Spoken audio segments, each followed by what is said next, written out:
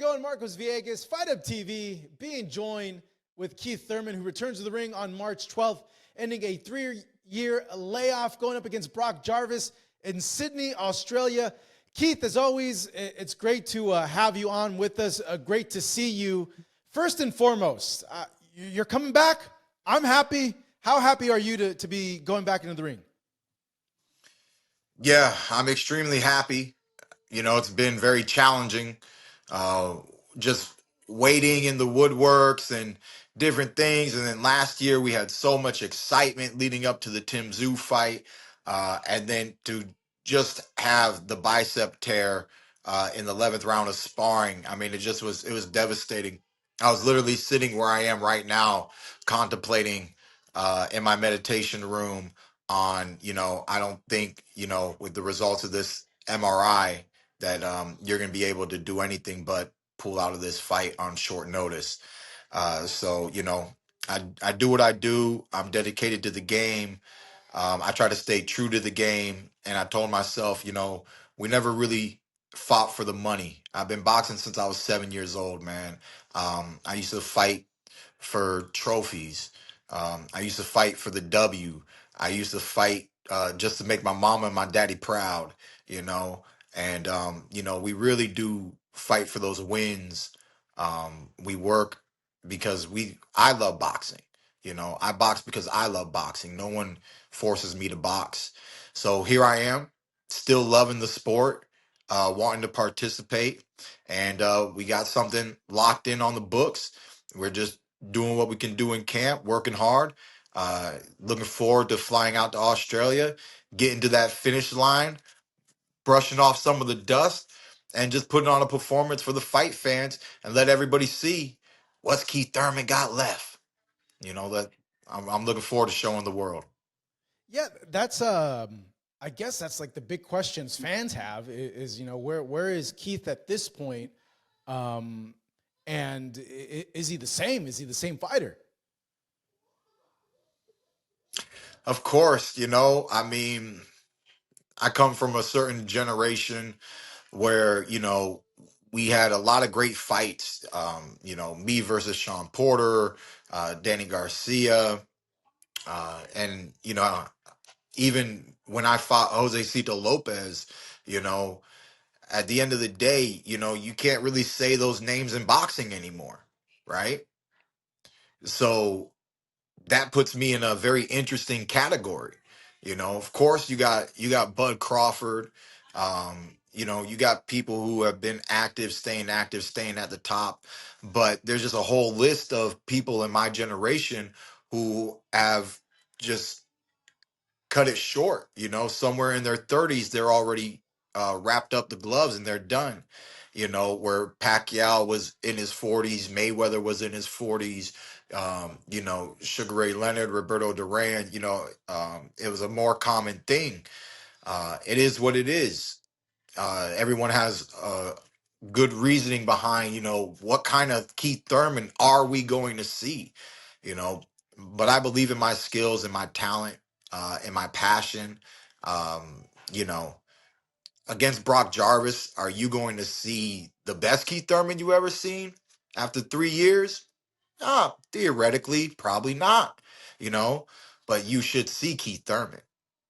I should remind you of what I bring into the ring and what's coming this year as I continue to stay busy, stay active, which is something the fans haven't seen for a long time, something I haven't seen throughout my career in a long time.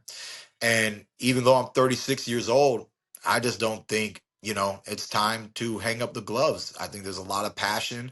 The one thing about inactivity is I'm not beat up.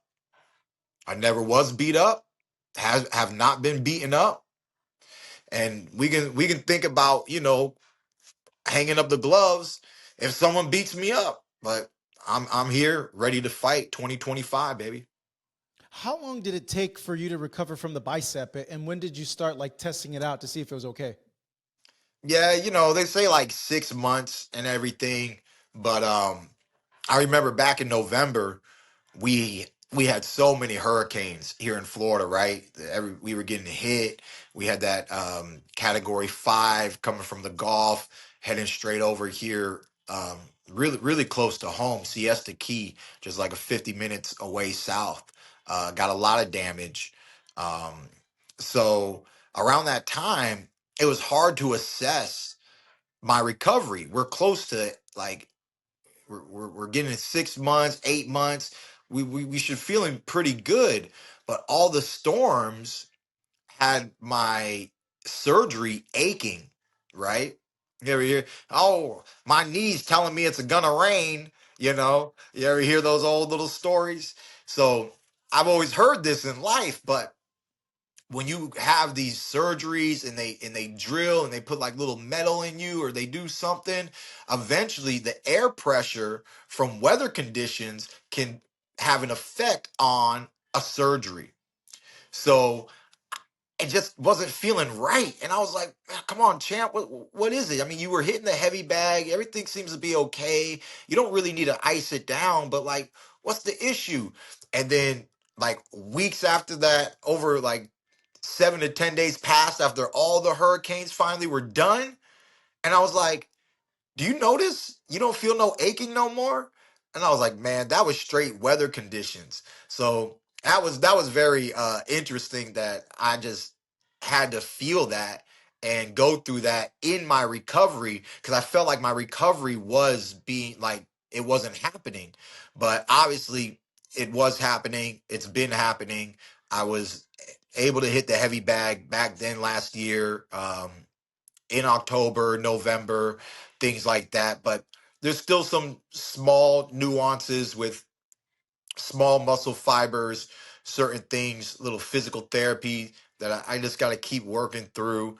And, after surgery, there's that little percentage where, like, you get as much back as you can, but 100% might not really ever be there back to 100, and that's what we deal with. But I feel strong, capable of throwing punches and combinations, using my power, not having to pull back my punches at all. So yeah, looking forward to, like I said, this year and being back in action. Um, you said that it's never going to be the same again, or at least not to 100%. Maybe you can get it to 95, 96, 97%. But is there a worry at all like that? Ah, No. nah, it's just, you get this big old scar. It creates scar tissue. There's a certain feeling that, from surgery that you have to live with that you never had to live with before. And so it's just that 100%, this was made by my mother, my father, and the father above. This was God made. And now what I'm with is what the doctor gave me in California. You know what I'm saying? So now I'm man made. Now I'm man made before I was God made. So, that's where that 100, you're not going back 100%. We had to, and, thank God for my surgeon, you know, but it just is what it is, man. It's life. I had the bone spurs in 2019, the bone fusion in, well, this was 2016, 2019, and now 2024, man. So, I've been through a lot in my career, but I just can't stop doing what I love to do. I mean, that's life. We hold on to certain people in life because we love them. We never want to let certain people go. We don't want to let our dogs go. We don't want to let anything go in life that we have this attachment of true love and devotion. And that's what people don't understand about Keith One Time Thurman is the devotion and the love that I have since I've been a child when it comes to the sport of boxing. But don't worry, that reminder's coming real quick. Yeah, it just this was going to be a question that I had for you a little bit later on in the conversation because I'm just curious about how you spent those 6, 7 months in recovery. But now that you mention it, I might as well ask it. Like, it, is the love still the same when you were like 24 for boxing compared to like now that you're older? It's I think it's a better love. You know, things things aren't the same, right? You can have a wine. It's the same wine, but the wine ages, right? And as it ages, it develops a different taste in the palate. You go to the wineries out there in Napa Valley, if you've been or never been, and they'll give you the same vineyard. This came from the same vineyard, but this is of this year. And they say this one here was bottled and it's been here longer. And so you get a 3-year-old wine and a 10-year-old wine or a 12-year-old wine, and they're going to have a different taste. After so many years of boxing, I became world champion. I was 25 years old. You know, it's the love that I had for wanting to live a dream. The dream has already been lived, but the love is still there for the sport. So the love that I have is a more mature love. And the question isn't, is Keith Thurman a great fighter? The question is, how sweet am I at 36? That's the question. As I continue to age, can I continue to win and dominate in what they like to call today a young man's sport? Boxing. You know, the young guys, they fight hard. They haven't taken too many bumps and bruises. They haven't been through all the injuries. But there's a maturity that I bring into the ring. There's a knowledge. There's a discipline. There's an understanding. There's an approach, a methodical approach. Call it ring IQ, call it what you want to call it. Some call it age, some call it wisdom. So at the end of the day, man, I just love boxing and I love boxing history. And I want to make my own history in the second portion of my career as I continue to get older, but I show what I bring to the table at this level that, like I did when I fought Mario Barrios, at the end of the day, bring in the young lion, it's the skills that pays the bills, as Floyd Mayweather used to say, undefeated, throughout his career. And I just believe that as well, man. Skills will pay the bills. Father time can catch up to anybody, but it's how you take care of yourself. And I'm mentally and physically ready to get back into the ring this year. And that's why we're kicking it off with our get back fight March 12th against Brock Jarvis. Yeah, that's going down in Sydney, Australia. This is your first time fighting over there. Keith, the recovery period, uh, how difficult was that for you? Like, how did you process that time and get through that time? Yeah, I mean, it's as difficult as anybody walking away from $2.8 million.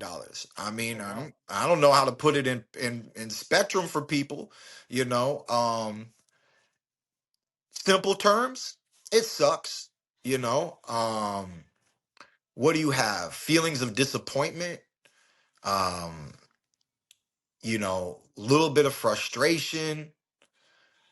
Uh, you know, I got to deal with people thinking I didn't want the fight, that I'm a poser. Like, bro, like I don't pose out here.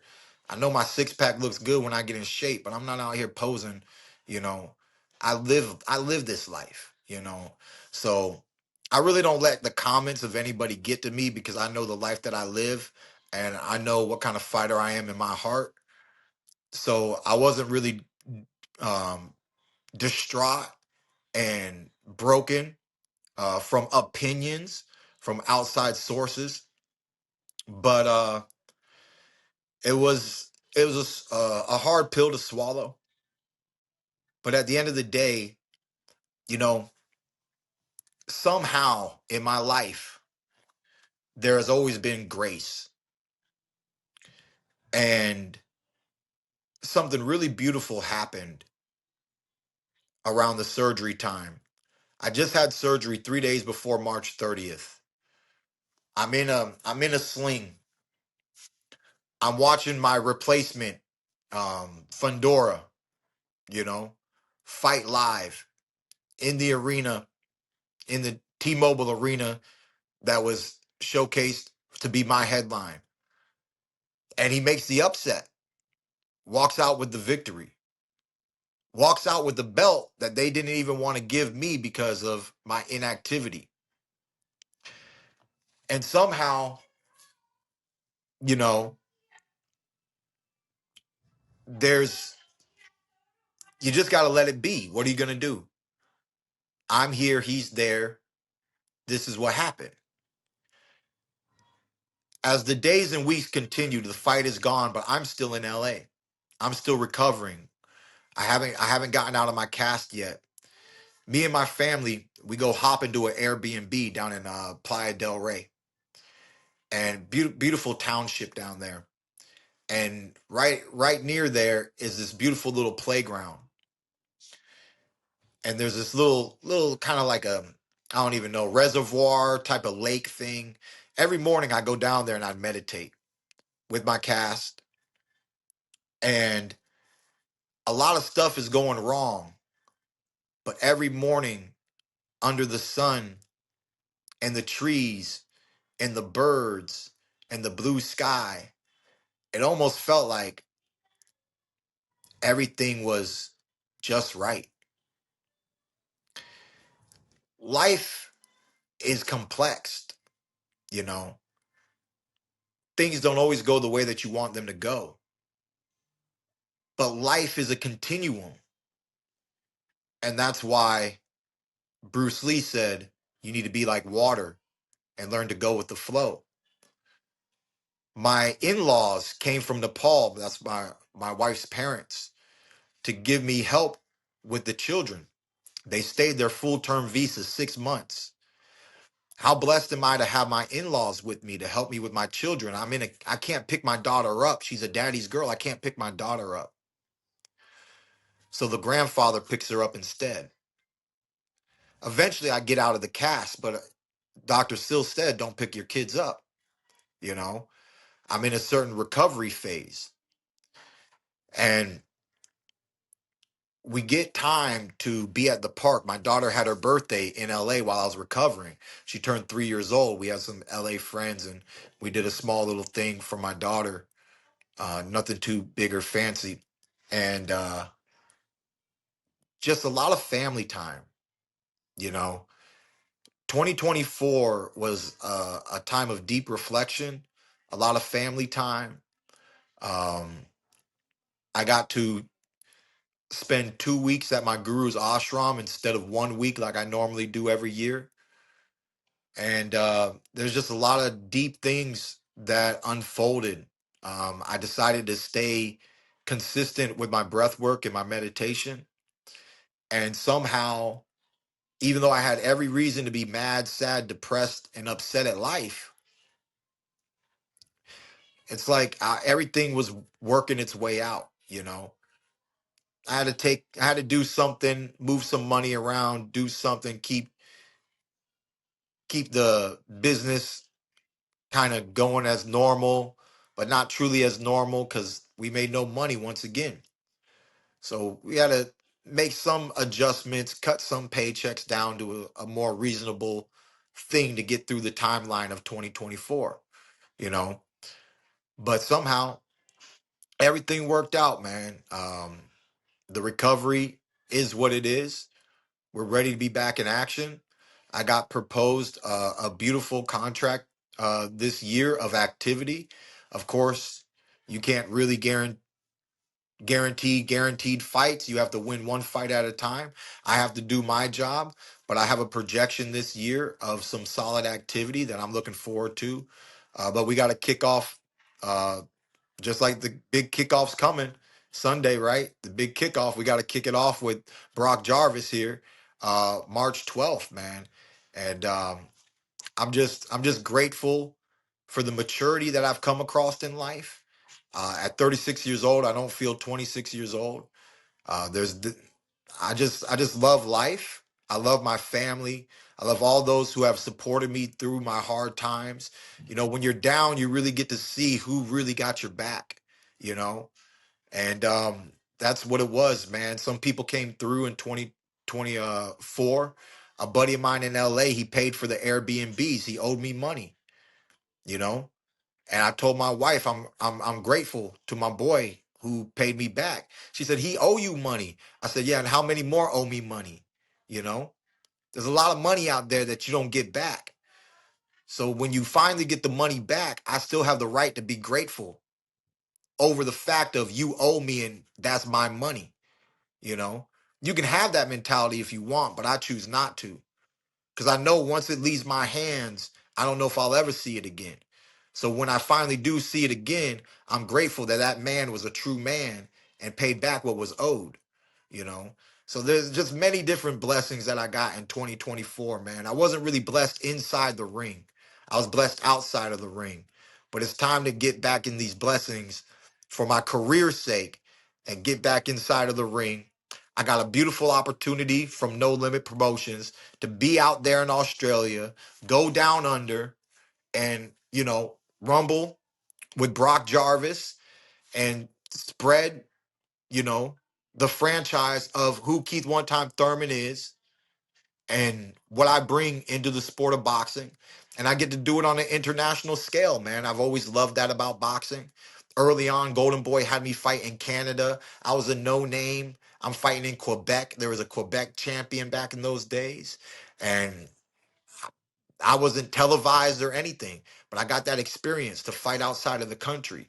Boxing has always been a worldwide sport. We see that unfolding more and more with what's going on in the Middle East and everything that's going on in boxing. What's been happening for many years with DAZN. Boxing is a worldwide sport, and here I get my first opportunity to jump out of America, which has done great things from New York and Vegas. I've done great things in American boxing, but here I go. I get to do some boxing in Australia and spread my name internationally, do some networking. Only God knows who I'm going to meet while I'm out there. Hopefully, some good mates, some good chaps and some good mates, And yeah, man, I'm just very optimistic, very positive. Um, and then, like I said, man, it really all just comes down. If people are wondering what's Thurman doing, I'm just loving life, baby. I'm loving life. I'm just trying to milk the cow. It's not over till it's over. And I'm gonna let you know right now, it's not over. So I got whatever I got left from 36 to 40, from 36 to 38. The time will tell, but we got to get this kickoff in right down there in Australia against Brock. He's coming. He has his own little comeback story. He wants to be a somebody, so he's trying to take out a somebody. But it is what it is, man. That's what boxing's all about, man. Great comeback stories. Now it's my So, time. given this camp, Keith, has there been any changes or any adjustments to prevent any sort of injuries or to kind of ease into it? We just I've been doing plenty of strength work. You know, there's when you have a problem with your bicep, sometimes it's not really picking once the weight is really heavy, picking it up on a very heavy level, you can feel the strain, but sometimes it's not really picking things up as much as putting heavy weight down. So then to really strengthen the muscle and to keep everything in in intact, you got to do what's called eccentric movement, you know. You got to as you get on the pull, you don't focus on the pull up, but you do a slow down. That's eccentric training. You know, so there's just little small fundamentals like that just to help the recovery and keep things strong from what we're going through with the surgery and everything. But besides that, man, I mean, it's just boxing. I've had full extension. Uh, like really fast in my recovery. Even before I left California, I already had full extension, you know? So it's getting to that extension that was never a problem with my recovery. I really wanted to get past that mental blocker. So as soon as I got out of the cast, I just started slowly moving it as much as I could. And my physical therapist said, like, you're really ahead of the game. So I was able to get back to full extension before I ever even left California. So that was good as a fighter, you know, because you don't need that worry that this is all tight in here and what's going to happen when I pop it out. I've been fully snapping it out for many months. So there's really no real concern. A lot of times when you do these surgeries, it's super rare that the same injury would ever happen again, because now the ligament is attached to the bone, like screwed in, like it's screwed in. It's not really before the ligament in the bone, like I said, is God made, you know, and that there's a certain part of nature. And as things happen, it has the ability to release and to snap. But this cannot detach itself because of a reattachment, right? There was a lot of effort to put the attachment back on it, and the tools and the things that they use and the way that I don't know, they anchor it. There's this medical terminology, they anchor it down. They have all this stuff that's really prevents anything from ever really occurring again. But like I said, because of the scar tissue, different things, as a 100% top athlete, when something changes, even the minutest motion in the body changes, that's how I know that no matter how good my recovery is, when it comes to this one thing, it's never going to be 100%. But it should be good enough to do the job, and time will tell, come March 12th. Hey, I read a thing that your old trainer had retired. Was that accurate? And did you have Mhm. to change trainers? Yes. So luckily for me, like I said, there's a lot of blessings in life. Um, I have a trainer that I've known since I was 10 years old. Everyone who's ever trained Keith Thurman has really known me from the amateurs. Of course, I started my career with Ben Getty from the age of 7 to the age of 20 when he passed away. He made me a 7-time national champion, an Olympic alternate, and we started my career with, I think I had about 10, 11 fights before he passed away, and I was like 11-0 with 10 knockouts, or 10-0 with 9 knockouts before he passed away. But he told everybody back before we ever turned pro, when I was 14, 15, 16 years old, he told my mother, my father, everybody in the Tampa Bay area, that this kid would be champion of the world one day. And at his funeral, I remember not speaking, which shocked a lot of people. But in my mind, I said, there's no words to say. There's just a lot of work to do. And that's like, I dedicate almost, in my heart, I dedicate every fight to Ben Getty. That's why when I fight, you'll see his name on my trunks, Ben Getty, or his initials, BG. Because when you see Keith Thurman fight, you're seeing a Ben Getty fighter. Me and Ben, we got in with Winky Wright, Jeff Lacey, and Dan Birmingham back when I was 14 years old. By the time I was 16 years old, I dropped out of high school and I was training at the same time with Winky and Jeff Lacey. I tell people I left one education to get another education.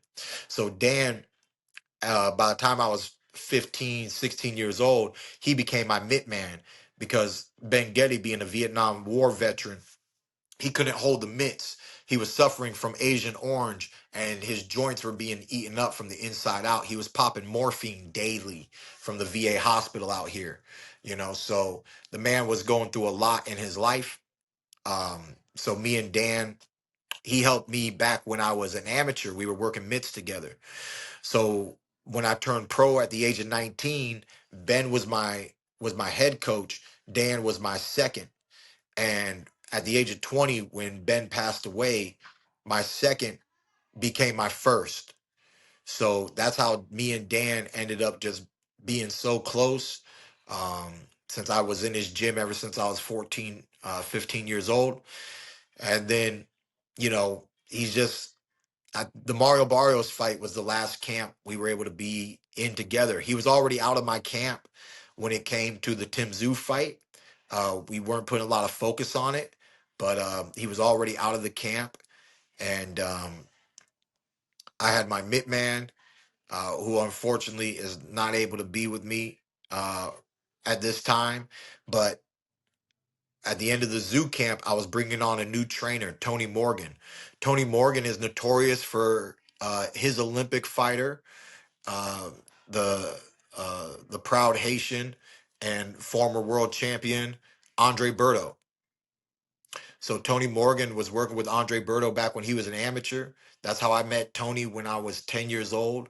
My trainer Ben Getty used to get work with Andre Berto and Tony Morgan up in Winter Haven, Florida, and we would drive to spar with them. They would drive down and spar with us, and we just go way back. Uh, Tony moved out of Winter Haven years back. He's been living in the same county as me for, I think, close to 8 to 10 years now. I've always ran into him at local boxing events, but it just so happened in the zoo fight, he made a hand wrap for me because I remember how good he was at wrapping up hands. He made some custom hand wraps for me. And then last short minute, I brought him on to be a part of the team. The bicep popped, and we didn't get to go to Vegas together. But he was going to work my corner then. He's the one that's going to be working my corner now, and I'm I'm looking forward to it. I like his insight. I like his expertise. And I like that he knows where I come from, and there's not a lot that needs to be explained. There's not this learning process between trainer and athlete. Like I said, Tony Morgan's one of the very rare individuals. There's a few more in town, but very rare individuals that knows Keith Thurman since I was just like a little jitterbug, man. So I'm looking forward to having him in my corner for this fight and for the fights to come this year. For this year, Keith, is this now like your home at 154? Is this where you're staying at, or is there still, hey, let's see how 154, how I feel, but I still plan on going back down to 147? Yeah, we'll see. It looks like there's going to be opportunities at 54, and that's really all that matters. You know, uh, there's just, I don't know what is in there at 147. I've lived that life. Sometimes when I look in the mirror, I still do see a welterweight. I don't feel like I've really bulked up to anything special since I'm always cutting to get down. I feel like there is a way if I methodically wanted to get back to 147, if for some reason there was an enticing enough fight, I don't see why I wouldn't uh, say yes to it. I always say yes to exciting opportunities in the sport of boxing. But right now, we got Brock at hand. We have potential to. I'm going over to Australia, so we have easy potential of maybe still reminiscing the whole zoo fight, and then from there, I would love to get a world title. I'll be in the rankings at 54, so somewhere in the rankings by as I continue to fight, and if I can end my year with a title eliminator at 54, or, you know, a potential uh Fedora fight at the end of the year or something, whatever the boxing world brings up, man, is that you can't really shoot things straight in boxing. There's a lot of curveballs. But what matters right now in 2025 is that Keith Thurman gets back in action, puts on some great performances, proves to the world that I'm here to reclimb the ladder and to get those top fights once again.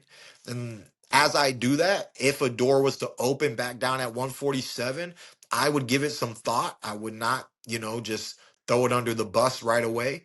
But it seems that there should be some potential at 154 this year. So let's see.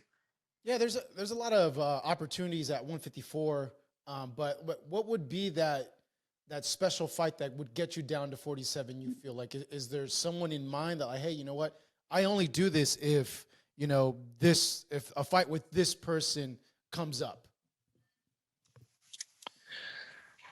You know, there's, you know, the champion in me says anybody with a belt, you know, anybody with a belt. But at the same time, if anybody with a belt doesn't bring to the table what the offers that I'm already getting at 54, you see what I'm saying? So what happens is it's not really this person or that person. It's more as just pure offers, what's being offered at this time and at this stage. Um, it's hard to say no to a title shot. Once a champ, always a champ. What's up, champ? How you doing, champ?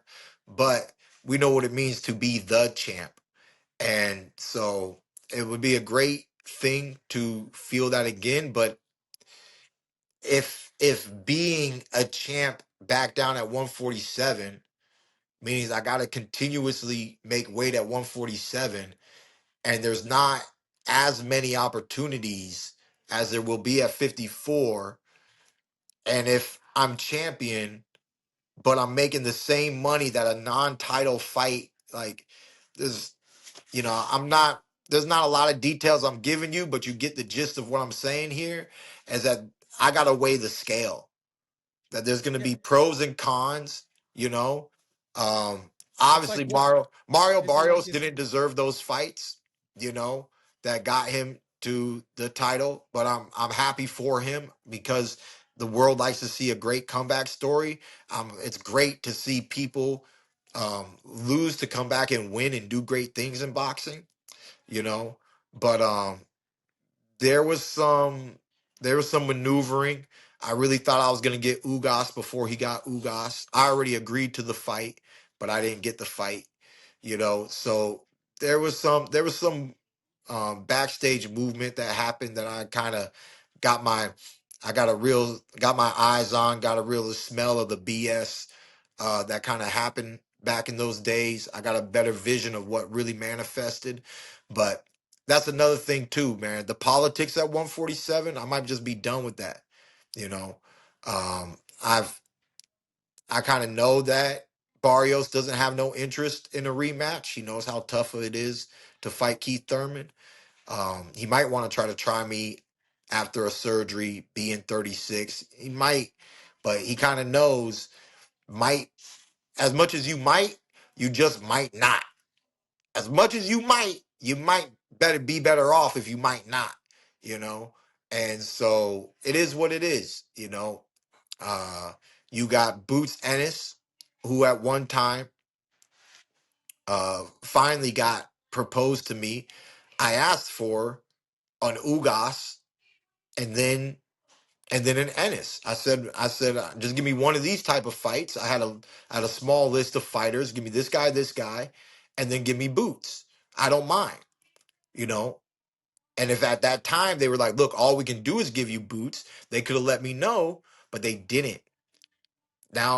Now Boots is off with the zone. Okay, he's doing things over there with Eddie Hearns. Don't know. Eddie Hearns has never reached out to me in my career. It is what it is. There's not a lot.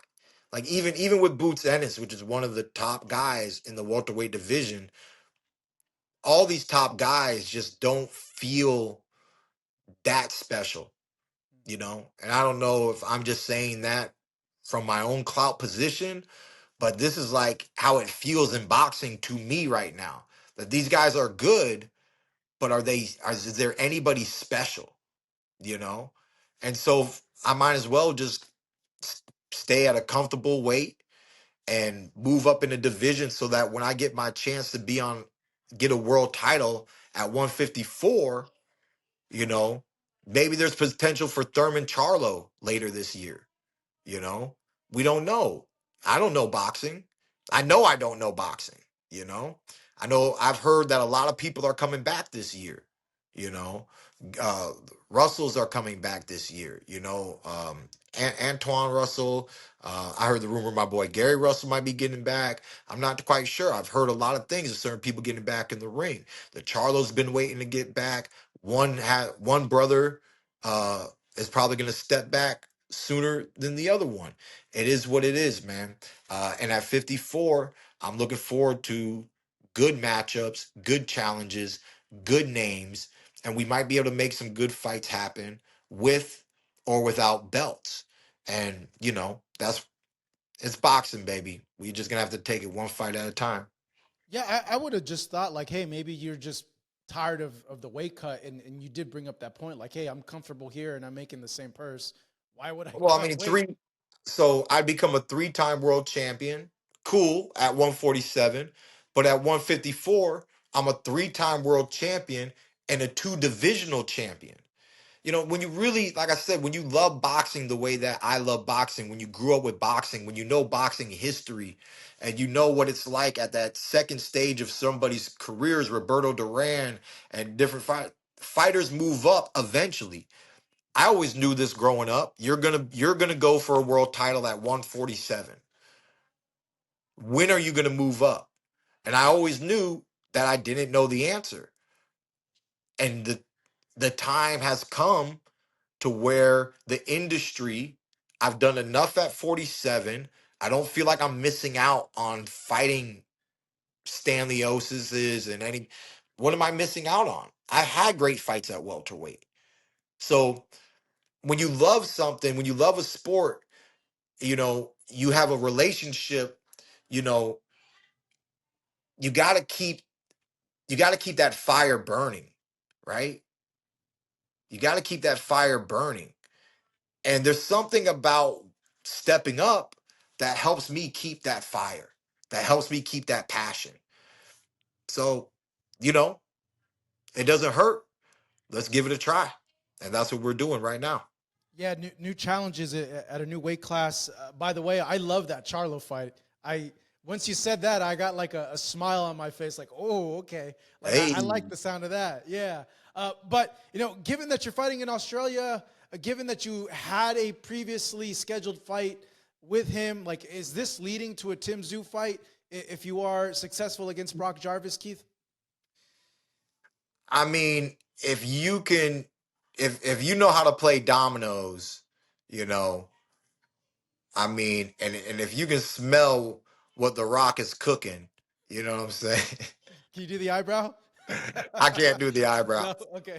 I got they go up at the same time, you know. You know. Yeah, man.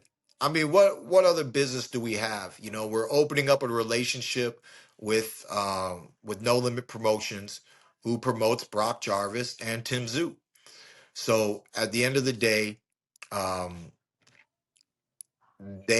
I believe that it's something that they would like on their end. They seemed very happy and adamant, very, very elated, very excited to have Keith Thurman coming to Australia. And I said this before, that with all the American critics, I'm kind of happy to be in an atmosphere where people are happy and I don't have to hear too much BS. Are they going to play the are they going to play the inactive card? Of course, they were talking about that before Zoo, and now we got a whole nother year, of inactivity plus an injury. So of course they're going to play an inactive card. Of course they're going to play have you been through too much, Is he too old? Is he too slow? Is he, you know? These are good questions, but there's only one way to get the answer, baby, and that's to be back in action. So I don't mind criticism, you know? I don't mind it. I know what it means to be a critic. I do analytical work myself, okay? I know what it means to critique athletes, to critique your peers, as a professional. I know what it's like to critique myself. You know, so at the end of the day, there's a lot of questions, but there's only one way to get the answer, and that's to be back in action. I think this is a beautiful opportunity for me to spread my brand throughout the world, um, connect with this Australian fan base, and uh, this is the perfect grounds of Act One. This is the opening act of the year. Act Two, that means Zoo, unless they don't want it. But it seems, I mean, it's the same promotional company, and you know, unfortunately for me, there's not as much money. Same fight, not same money. All right, it is what it is. We know why. The excitement of the buildup is not the same, but doesn't mean that there's not a fight that you can't sell, not only to the fight fans worldwide, but in the presence of Australia and the Australian people. The Australian people haven't seen Keith Thurman. They're going to get an introduction as I step into the ring with Brock Jarvis, one of their local um, fanboys that apparently packs the arena. Okay. Apparently, this kid's got a tremendous hometown fan base. So they're going to use his fans with my international status. And then once again, we're going to try to do the same thing with Tim Tszyu. But why are they going to put all their eggs in the basket, put Thurman and Tszyu together? But, they're wondering, is Thurman going to get through this camp? He couldn't get past his last training camp. Forget the fight. Win, lose, draw. Forget the fight. Headbutt, bleeding, gash, nose broken. Forget the fight. Can Keith Thurman get through the camp? And, it's unfortunate that that's where I'm at in my career right now, if you ask me. But at the same time, the way that it is the way that it is. I get I get how the game can be, but I got love for it and I still want to play the game. Put me in the game, coach. Hey, coach, I've been on the sidelines, coach. Coach, put me in the game. How's your knee feeling? My knee good, coach.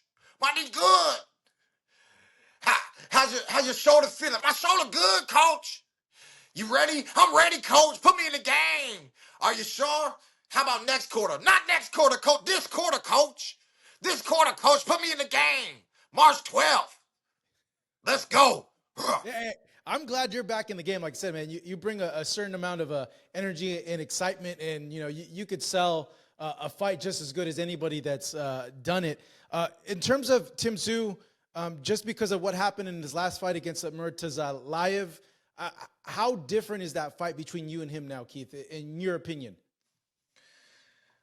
Well, he should be scared, right? I'm fighting the same guy, but I'm not fighting the same guy.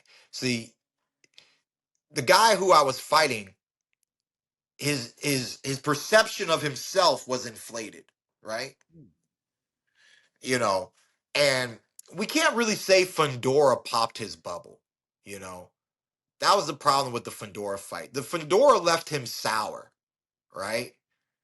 He was sour, you know, for maybe a few hours, sour hour, you know. He lost. That didn't feel good. Stitches, all that. He had to go into reflect.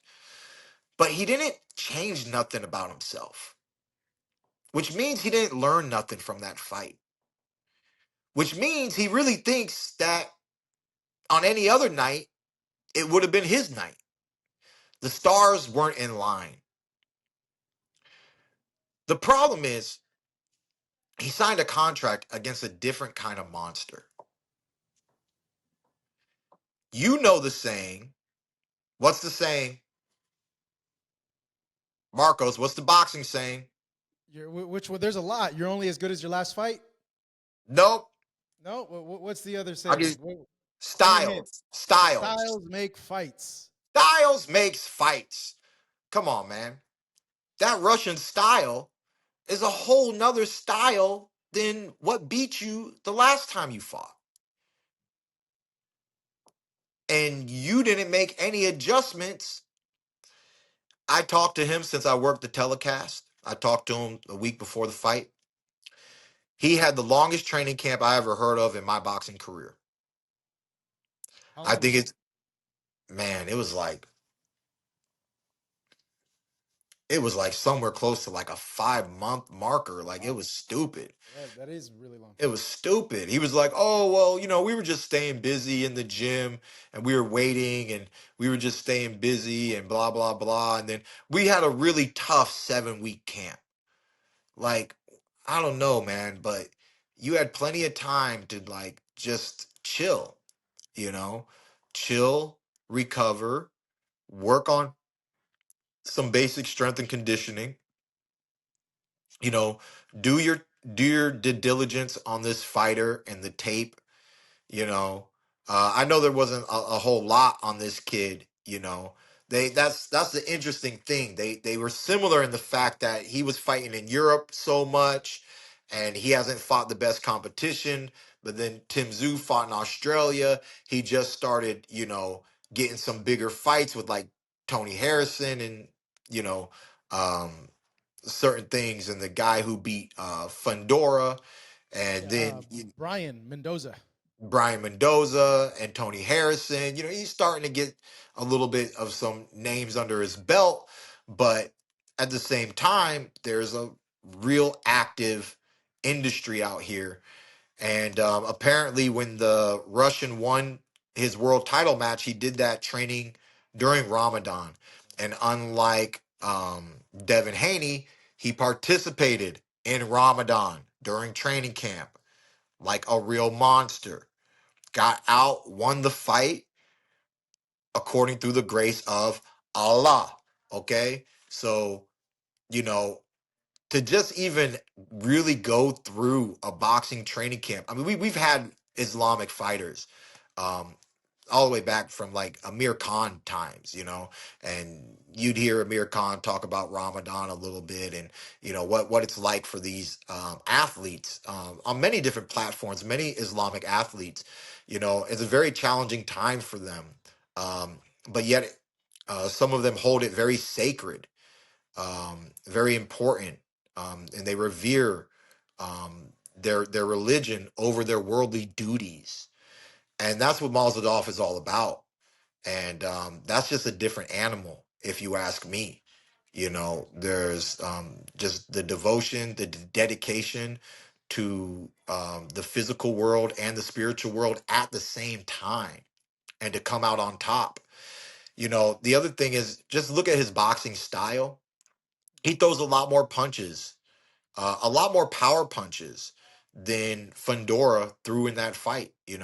Fundora dominated the fight not with power punches, but with a jab. You know, keeping him on the outside. Oh, I never saw a 12 punch combination with one jab in my life till I saw Fundora fight Tim Tszyu. Okay, I counted them.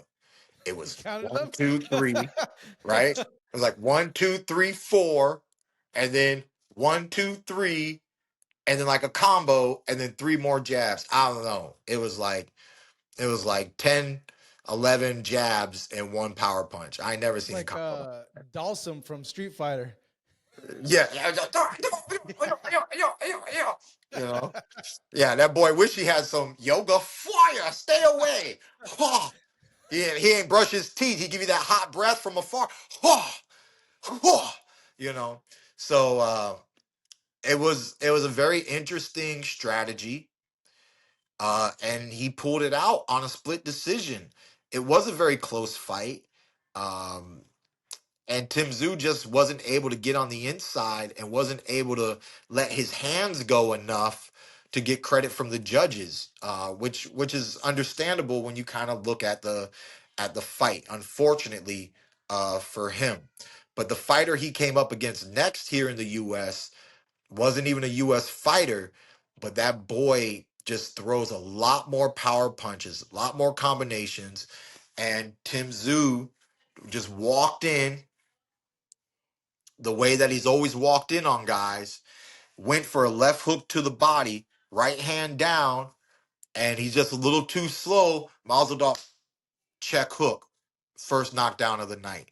You know, Zoo looked like a deer stuck in headlights. It was very unfortunate. I remember the energy around Tim Tszyu the day of the fight. I went backstage before the telecast hit, and I was saying good luck to all the fighters. I wanted to approach Tim Tszyu. I wanted to say good luck to you tonight. You know, uh, but at the end of the day, he had a beehive of people around him.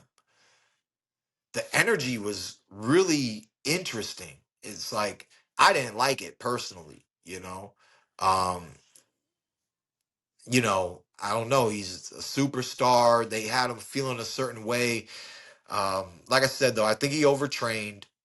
I think he could have just done better, methodically training for an event with a proper, nothing more than a 12-week span. Like 3 months is 3 months, bro.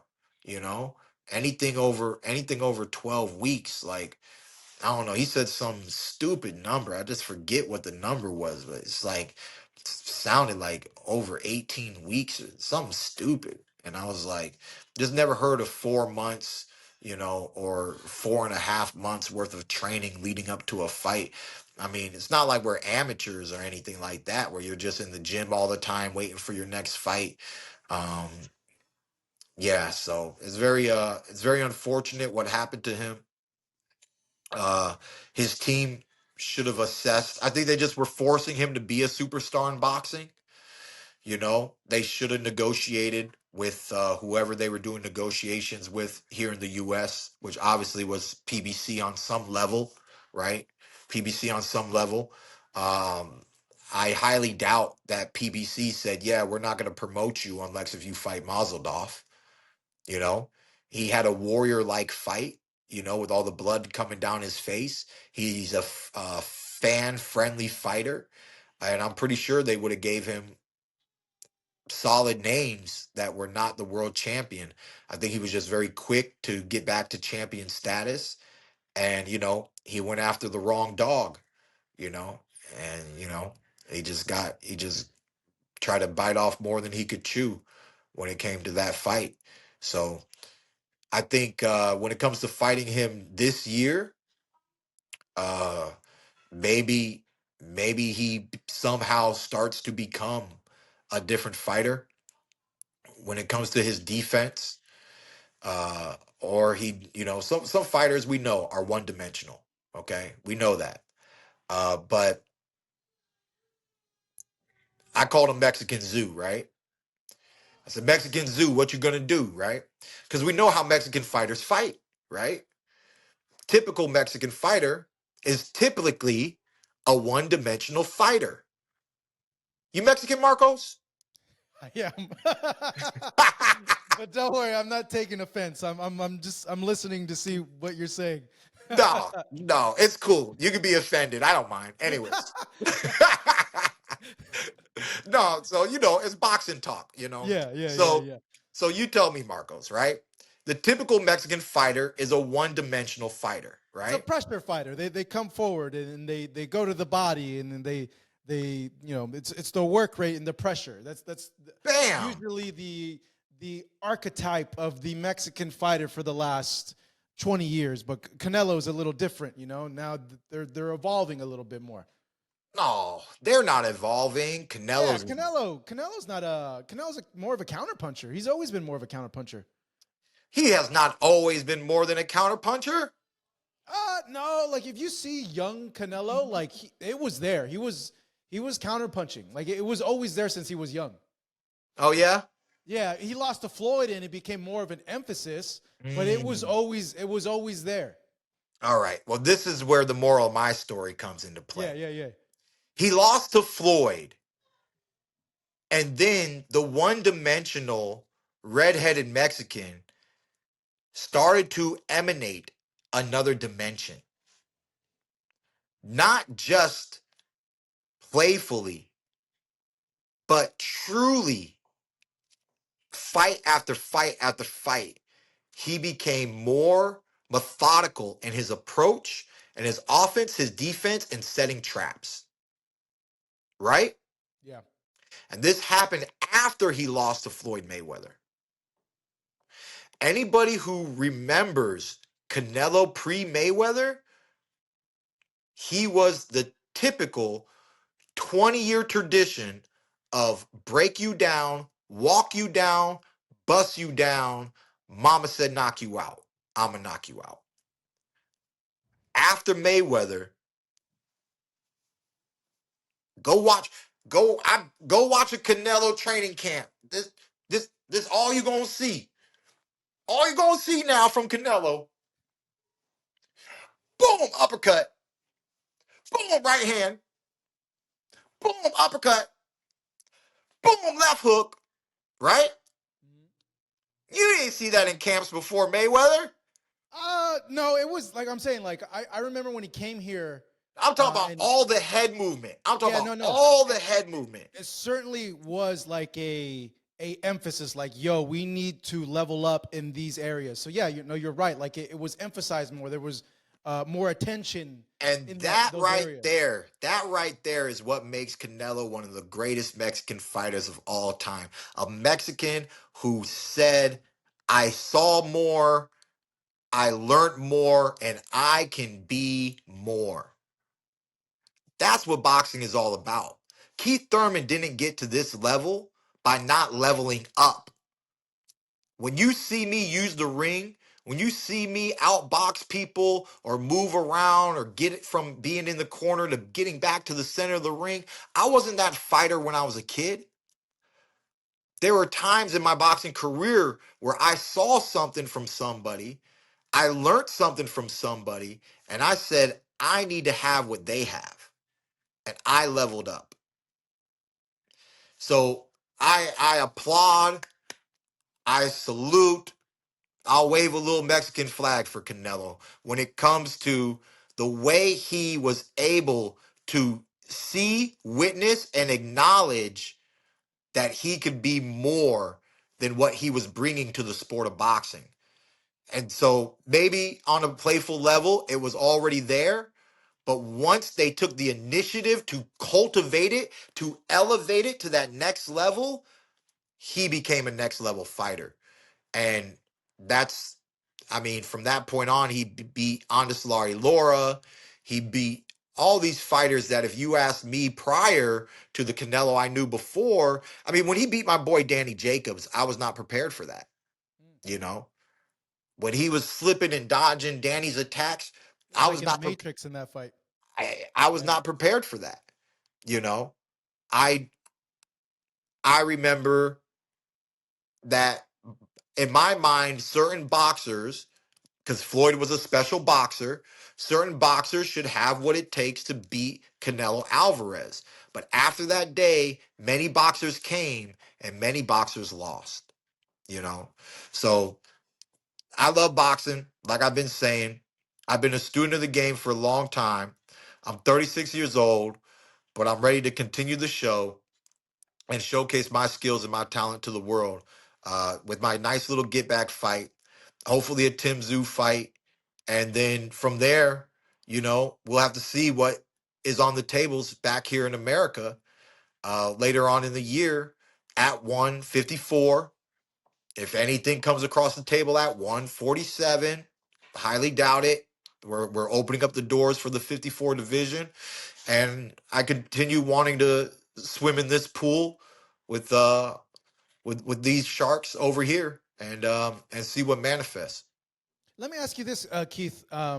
Before I let you go, so they're reporting that Canelo and Terrence Crawford are gonna fight in September, and I'm just curious, like you analytically breaking down, like how do you see it? Because a lot's been said about that fight. It's either you feel that Canelo's too big, or you say no, Crawford is a special fighter.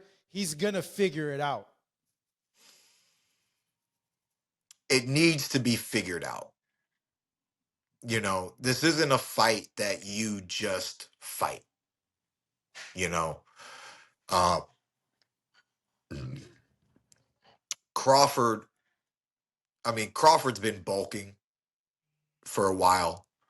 You know, I've seen him when I saw him stand next to Spence and his shoulders looking more round, his body looking more full.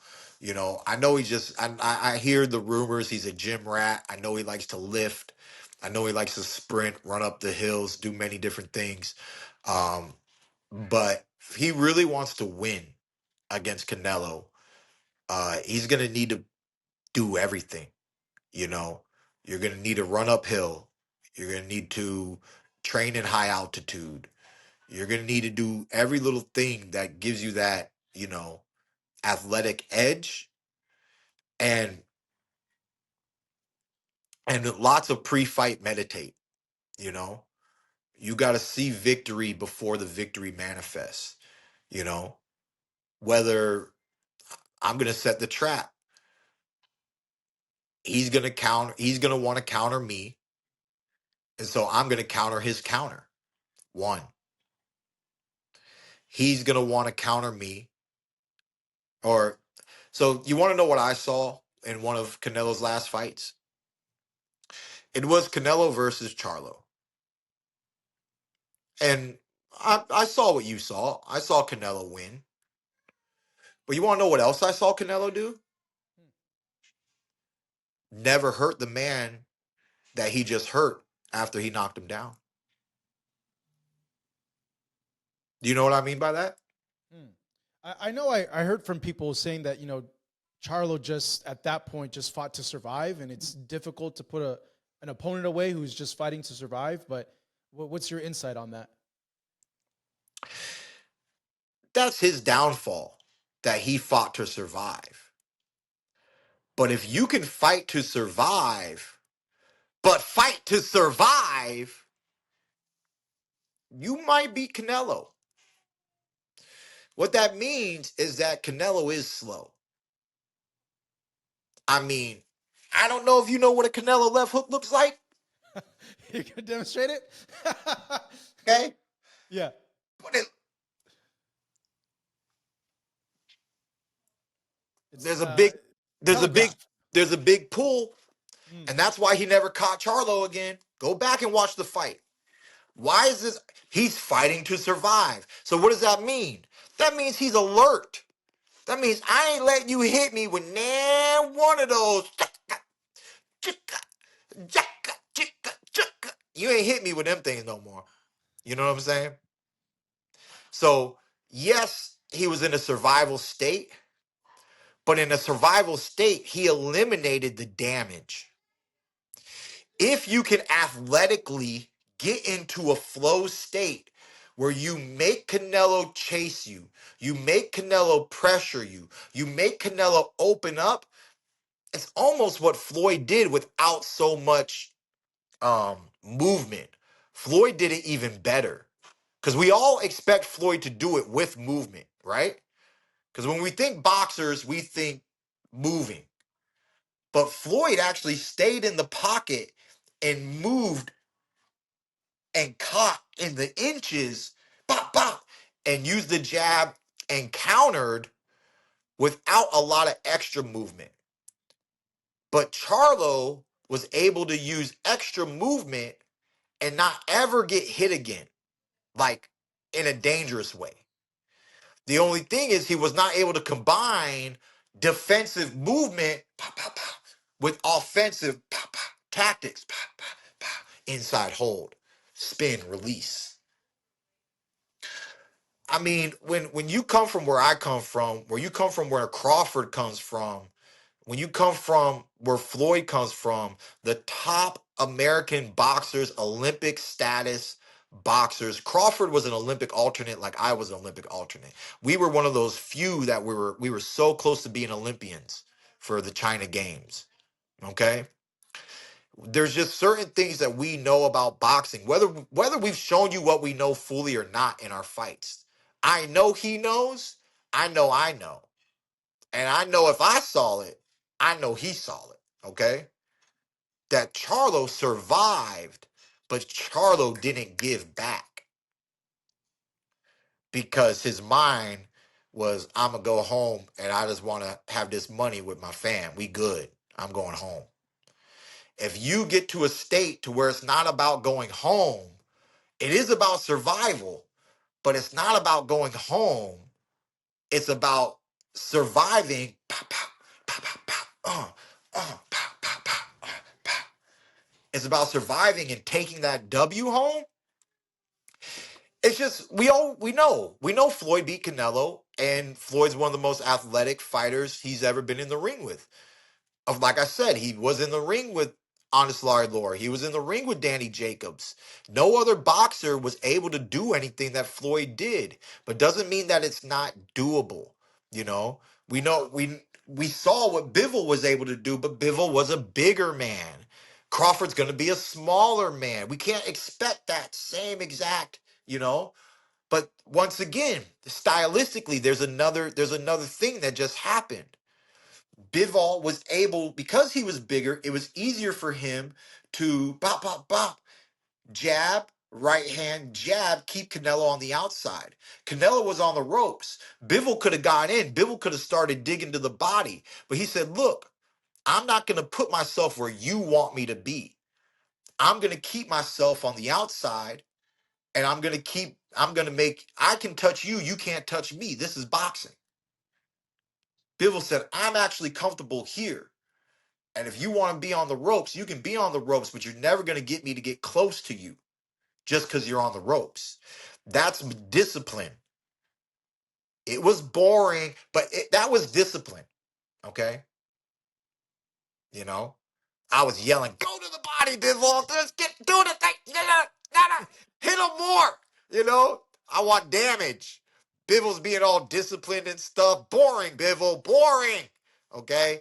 But, you know, that's what it takes. It really takes a very methodical approach, a very disciplined approach, and you have to have the athletic skills and capacity to achieve, to get the results that you want to get. Very few people in boxing have been able to get the results that they want to get um, against Canelo. I don't want to say it's impossible for my boy Crawford, uh, but it's one of those things where it needs to be planned out, trained out, and methodically, you know, delivered on a fight night. And then the other thing is how athletic is he going to move with the extra weight on top of him. So, you know, like I said, it's just very important to train, to have the best camp that you can have, the high altitude, get all that oxygen, and just use all those little biohacking things to your advantage, to make an upset. I mean, you're going to go home a winner. You've done great things in boxing, Crawford, that is, Canelo too. They both get to be winners at the end of the day. They both get to be legends at the end of the day. But, you know, if Crawford wants to be just something that can never really be compared to, I mean, Floyd beat Canelo, but we know what Canelo Floyd beat. He beat young Canelo. He beat that not really ready for the big boys Canelo. If Crawford beats Canelo, he beat big boy Canelo. So that's all I got to say. Yeah, if he's able to pull it off, oh my God, because people bring up like, look, that Madrimov fight. Even though I rate Madrimov very high, and I think people are underestimating how good Madrimov is, but they say, hey, if Madrimov landed these punches, now you have a guy in Canelo. If he lands these punches 2 weight classes above, who's usually fighting guys that are close to 190, like just imagine what's going to happen. Yeah, but speed from the divisions, the tells, and then at the end of the day, uh, we don't know how he trained in that fight. You know, I tell people all the time, every time you see someone fight and perform, you're seeing the outcome of the preparation.